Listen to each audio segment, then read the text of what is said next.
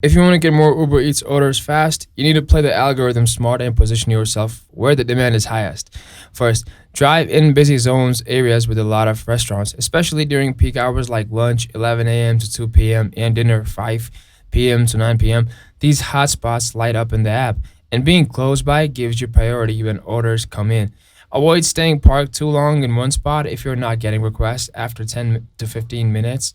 Moving a few blocks closer to a cluster of popular restaurants or fast food joints, the algorithm likes active drivers, so who are closer to potential pickups. Make sure your app is updated and your vehicle or bike profile is accurate. Sometimes a mismatch or outdated info can mess with how often you get orders. Keep your acceptance rate decent too. If you decline too many orders, the app might slow you down temporarily, so that's not really good for you also in the long term.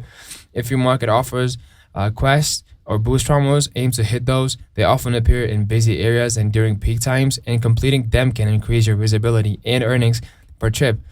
Also, work weekends. Friday through Sunday is when most people are ordering in. So that's really your hotspot and a hot day for you to be stacking those orders up.